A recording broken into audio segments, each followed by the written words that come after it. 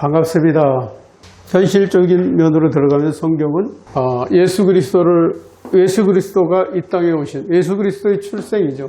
탄생을 통해서 탄생을 기점으로 그 이전을 구약이라고 말합니다.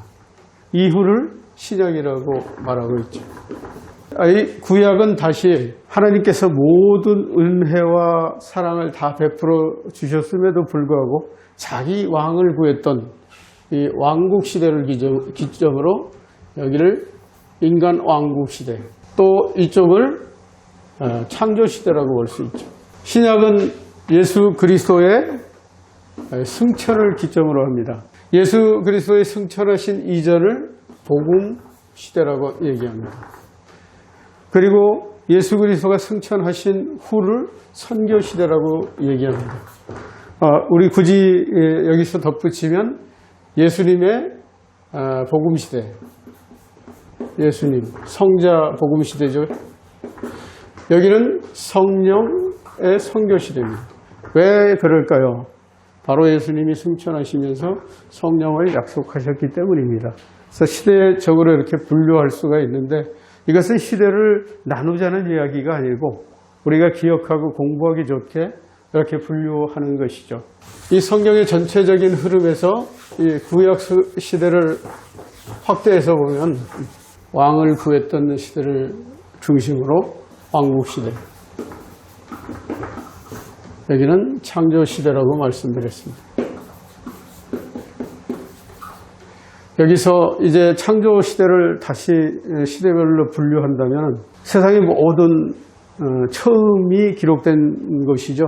바로 세상의 기원, 이 우주의 기원, 바로 인간의 기원을 얘기하는 이 태초 시대가 있고요. 태초 시대에는 인간의 기원, 민족들의 기원까지 있죠. 그 다음엔 하나님이 선택하신 선민의 역사가 이루어집니다. 그 다음에 바로 출애굽 시대가 있습니다. 그 다음에 광야에서 방향하는 광야 시대가 있습니다. 그리고 약속의 땅을 정복하는 정복 시대가 있고요. 그 다음에 마지막으로 정착 시대가 있습니다. 그 땅에서 살아가는 거죠. 바로 이렇게 분류할 수 있을 것입니다. 이 태초 시대, 선민 시대의 이야기는 창세기 이야기입니다. 또 출애굽 시대는 출애굽의 이야기고, 광야 시대는 민수기의 이야기입니다. 정복 시대는 여호수아, 정착 시대는 사사기의 이야기입니다. 이제 왕국 시대로 넘어오면 왕을 구하잖아요. 사울, 다윗, 또 솔로몬까지는 남북이 통일된 통일 왕국이었죠. 그 다음에 르호보암 때 북이스라엘의 여로보암이 왕이 되죠. 그래서 남북으로 나뉘게 됩니다. 이것을 분열 왕국이라고 합니다. 그리고 다시 이 북이스라엘이 BC 722년 망하죠. 그래서 유다만 남게 됩니다. 유다 왕국. 그러나 이 하나님의 이 눈밖에 났던 범죄한 이 남유다도 망하게 되죠. 결국 망해서 BC 586년에 망하고 바로 포로로 잡혀가는 포로 시대가 이어지죠. 그리고 이 포로 시대 하나님이 긍휼히 여기셔서 다시 돌아오게 됩니다. 귀환 시대입니다. 귀환 후에는 긴 약 400여 년간의 침묵 시대가 이어지죠. 초기 사람들이 이 침묵 시대를 중간 시대라고 말하는데, 저는 성경에 중간은 없다고 봅니다. 이 분기점은 예수 그리스도의 탄생이신데요. 예수 그리스도의 탄생 이전은 구약으로 보는 게 맞다고 여겨지고요. 그리고 또 마지막 사사를 사실 우리는 세례 요한으로 봅니다. 그래서 그 이전, 예수 이전을 구약으로 봐도 과언이 아닙니다. 이러한 구조로 이제 이 전체 구약, 즉 전체 창조의 시대가 정리가 되죠. 그리고 여기 통일왕국 시대는 이제 여러분 잘 아시겠지만 이제 사무엘 상하, 또 열왕기상 1장에서 11장까지가 이게 사무엘 상은 사울 왕 이야기입니다. 1장에서 7장까지는 우리 사무엘의 이야기가 나오지만 그 이후에는 초대 왕 사울의 이야기죠. 3상은 그렇고요. 사무엘 하는 전체가 다윗의 이야기죠. 다윗의 이야기로 구성되어 있습니다.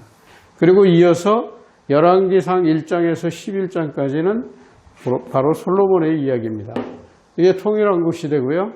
그 분열왕국은 열왕기상 12장에서 열왕기 하 17장까지입니다. 열왕기하 17장까지의 이야기가 이 분열왕국입니다. 그때는 언제냐? 북이스라엘 호세아 왕 때, 남유다의 히스기야 왕 때 북이스라엘이 망하게 되는 거죠. 그래서 이제 마치게 되는 거죠. 유다 왕국은 그래서 바로 히스기야 왕 때인 열왕기하 18장에서 25장까지의 이야기입니다. 이것이 유다 왕국의 이야기죠. 그리고 이 포로 시대 이야기는 포로 시대는 딱히 역사적으로 기록할 만한 그런 책은 없습니다. 그러나 이 시대를 기록했던 다니엘서나 에스더서 같은 두 권의 책으로 이 포로 시대를 살펴볼 수 있고요. 또 이어서 기한 시대는 여러분 너무 잘 아시는 1차 기한 또 2차 기한의 사람들 바로 에스라서와 느헤미야 이 두 권의 책으로 그 역사를 기록할 수가 있게 되는 것이죠. 이 침묵 시대에는 책이 없는 거 여러분 잘 아시죠? 이런 구조로 지금 되어 있습니다. 그리고 나머지 이제 책들은 여러분들이 이제 잘 아시는 것처럼 여기 선민 시대에 기록된 욥기가 있고요. 출애굽 시대에 시내산에서 기록된 레위기가 있습니다. 또 광야 시대에 기록된 신명기가 있죠. 모압 편지에서 기록된. 정복 시대에는 책이 없었고요. 정착 시대에는 여러분 잘 아시는 룻기가 있습니다. 이런 정도가 이 창조 시대의 책들이고요. 그 다음에 여기 통일왕국 시대는 너무나 유명한 시편, 또 솔로몬이 저술한 아가서, 잠언서, 전도서가 있죠. 이런 정도가 있죠. 이 분열왕국, 유다왕국의 책들이 많은 책들이 또 있습니다. 그러나 여기 이제 책들은 나중에 이제 세부적으로 설명할 때 이 책들은 설명드리겠습니다. 그러면 이런 틀들을 어떻게 기억할 수가 있느냐? 우리는 이러한 이야기들을 열거하고 찾아볼 수 있는 이 스토리가 필요하겠죠. 그 스토리를 알아야 이런 구조들이 쉽게 이해될 것이라고 그렇게 생각이 됩니다. 여기서 중요한 것은 최초로 하나님에 의해서 선택된 아담으로부터 시작이 되죠. 하나님은 아담을 부르셨습니다. 아담을 부르시고 세 가지 약속을 하십니다. 후손과 땅과 복입니다. 이 세 가지를 약속을 하십니다. 이 세 가지를 약속을 하시는데 후손의 약속은 창세기에서 완성이 되죠. 창세기 12장서부터 이제 기록되고 있는 아브람서부터 요셉까지 이야기입니다. 아브라함에게 12장에 이제 아브라함을 부르시고 이 세 가지를 약속하신 하나님께서 약속을 지키셔야 되는데 아브라함은 이 약속을 보지 못하고 죽었습니다. 물론 야곱, 이삭 다 보지 못하고 죽었습니다. 그런데 하나님은 신실하게 이런 것들을 이루어 가시죠. 이 후손의 약속을 요셉을 통해서 이루어 가시죠. 요셉을 애굽으로 보내시고 결국은 애굽에서 약 200만이 되는 대민족을 이룰 수 있게 하시죠. 이게 이제 첫 번째 약속의 성취입니다. 이게 창조시대의 창세기에 성취됩니다. 그러면 이 하나님께서는 이제 첫 번째 약속을 지키셨으면 다음 이제 두 번째 약속을 지키셔야 될 거 아니겠습니까? 그래서 그 바로 두 번째 약속을 위해서 이 출애굽을 하는 거예요. 두 번째 약속을 위해서. 그래서 이 출애굽은 뭐죠? 하나님이 약속한 땅으로 가는 거죠. 그래서 약속입니다. 그래서 누굴 부르십니까? 모세를 부르십니다.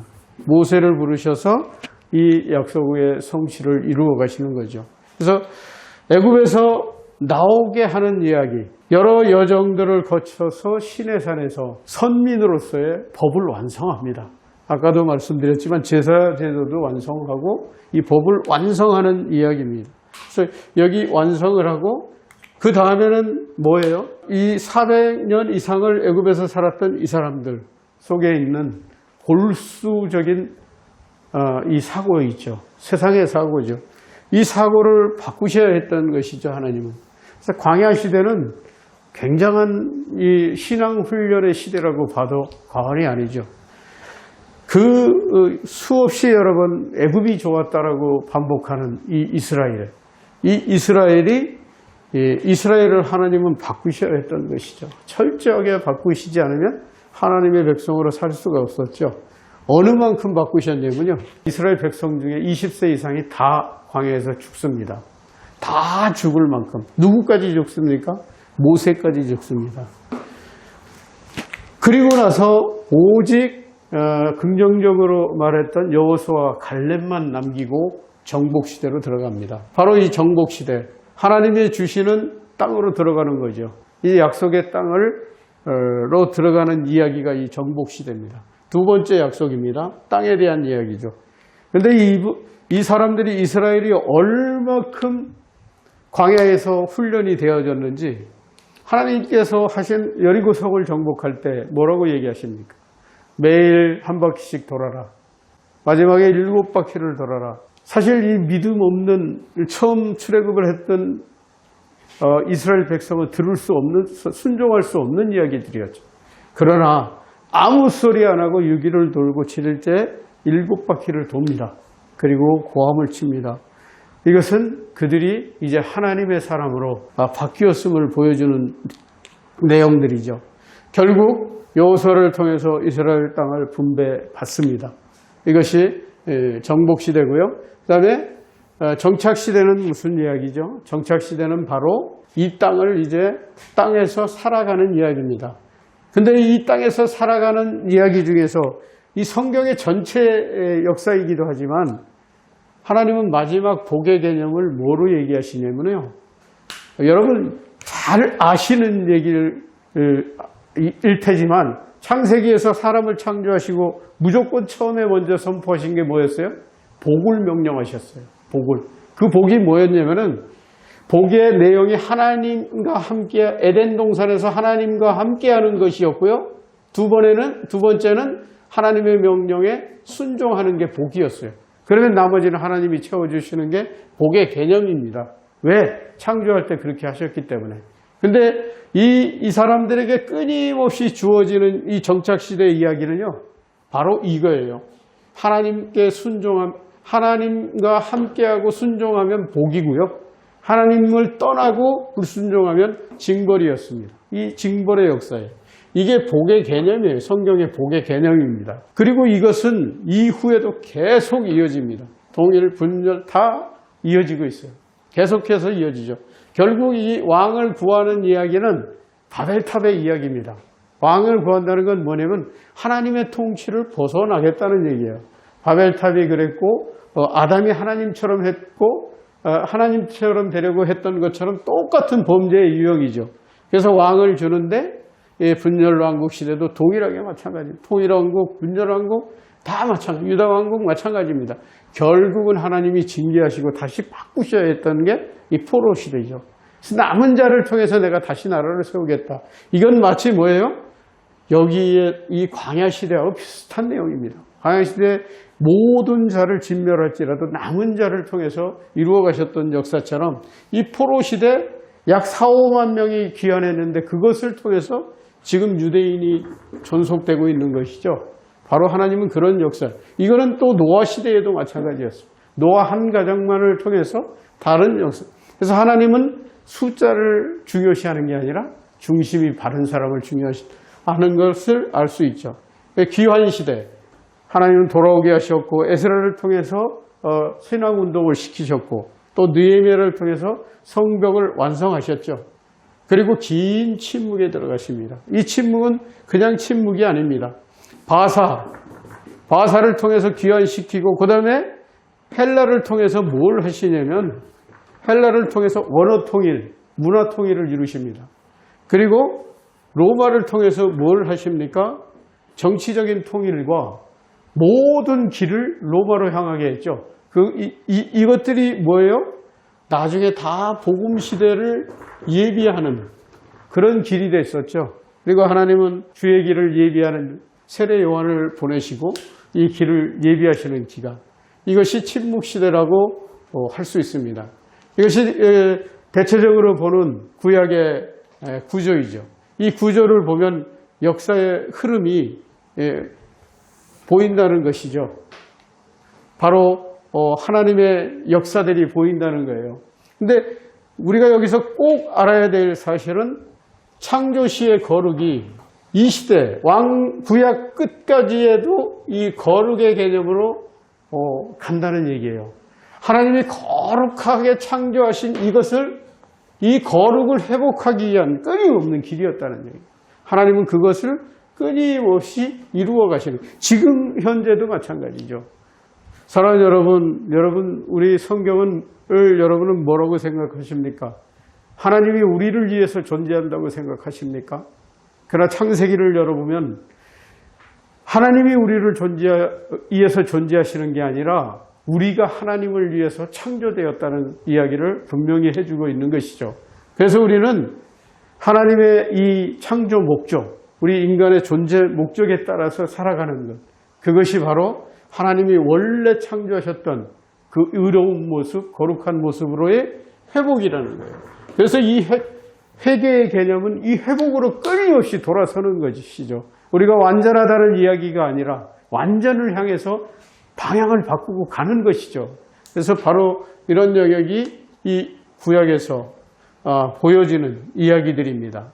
바로 이것을 개요로 다음 이제 더 세부적으로 들어갈 때 우리는 더 많은 하나님의 계획과 하나님의 은혜, 또 하나님의 뜻들을 발견하고 하나님의 뜻들로 이 땅에서 살아가는 놀라운 승리의 역사들을 이루어 가실 것이라고 믿습니다.